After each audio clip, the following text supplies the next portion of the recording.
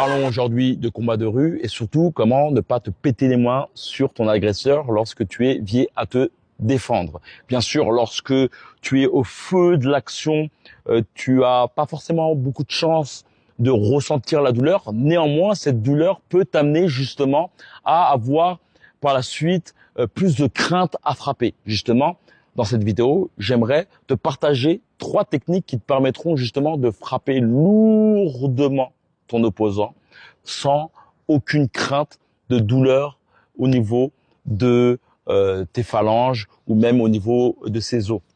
Avant de commencer cette vidéo, je vais te dire que j'organise pour la première fois un camp de boxe durant les grandes vacances ici au Mexique, à Guadalajara, la ville natale de Canelo. Si tu souhaites avoir plus de renseignements, je t'en parlerai un peu plus à la fin de la vidéo de tout ce que tu pourras justement bénéficier grâce à ce camp de boxe. Mais tu peux voir dès à présent la date dans la description. D'ailleurs, je te demanderai ton mail en cliquant dans le lien dans la description pour t'envoyer toute la description de ce camp et aussi une formation offerte de 5 jours. Pour en savoir plus, il suffit simplement de cliquer dans la description. On y go. Donc, les 2 principes qui vont te permettre de pouvoir être efficace en self-défense sans te briser les poings sont l'importance de comprendre l'anatomie du crâne de ton adversaire. C'est-à-dire que il ne faut pas que tu cherches justement à frapper bêtement dans toutes les parties du crâne de ton opposant. En somme, il y a la partie dure et la partie molle. La partie dure protège le cerveau, la partie molle est d'ailleurs souvent la partie qui te permet de plus facilement mettre KO ton adversaire. Quoique, je ne sais pas si tu as vu le dernier combat de Derek Chisora, ce dernier met un bon coup au niveau de la tempe de son adversaire. Tu me diras que la tempe, c'est une partie assez molle. Et ce dernier tombe très rapidement au sol. Beaucoup disaient que ce coup était faux. Néanmoins, c'est vraiment un coup au niveau de la tempe. Et donc,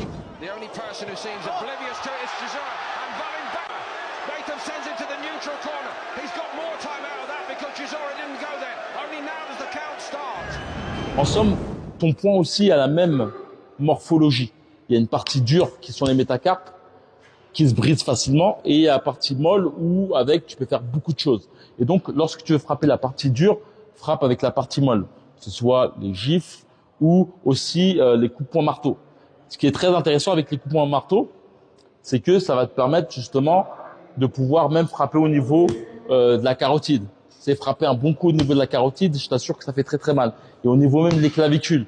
Chose qui est très intéressante, c'est par exemple prendre une sorte de portable qui peut te permettre justement de pouvoir avoir plus d'effet dans tes frappes. Et ce qui va te permettre d'avoir plus d'effet dans tes frappes aussi, c'est le jeu d'épaule et c'est aussi le jeu aussi avec tes genoux. Par exemple, tu vois, tu frappes lourdement avec tes genoux, ce qui va te permettre aussi de pouvoir jouer avec un rebond. Tu vois, bram, bam.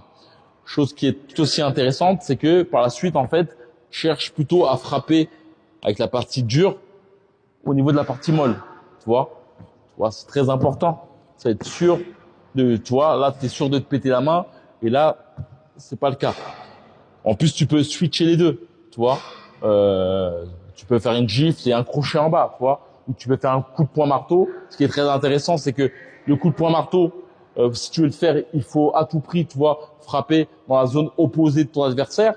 Et chose qui est intéressante, tu vois, là, ton épaule, elle est ultra armée, ce qui va te permettre de pouvoir frapper avec un crochet au niveau du menton très lourdement. Ça, c'est des choses qu'il faut que tu travailles en amont pour que ça devienne justement assez instinctif. Le dernier point, globalement, je te parlais de Gennady Golovkin, qui est certainement le boxeur paraissant le plus commun.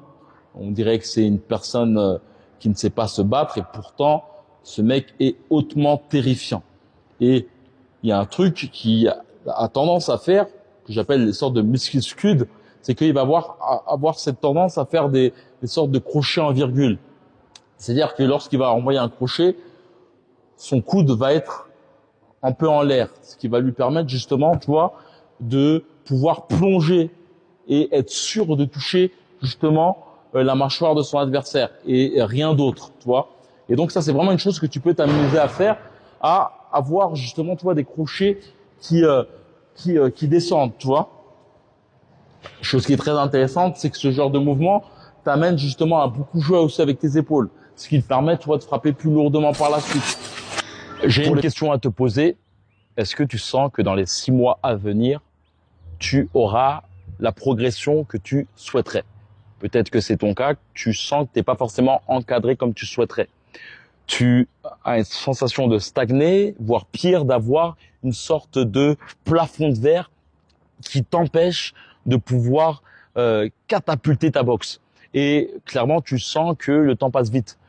Les semaines, les mois et les saisons passent et que tu ne parviens pas justement à pouvoir intégrer ton propre style, avoir plus de créativité et surtout avoir plus de répondants sur le ring.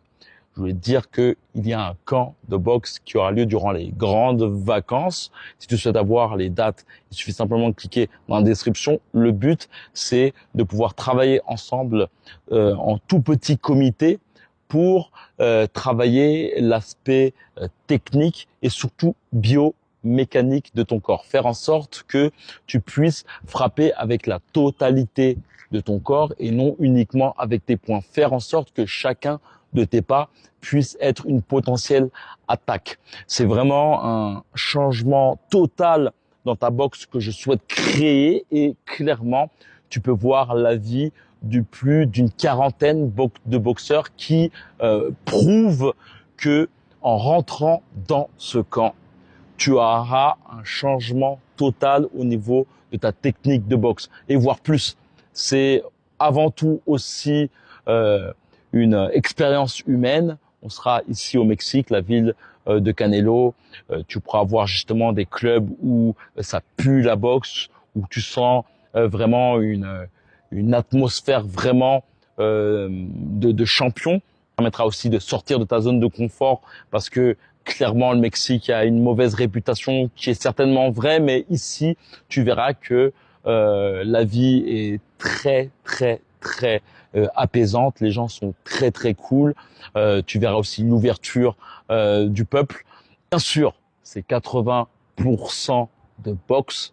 Le but vraiment, c'est qu'il y a un switch total au niveau de ta technique de boxe.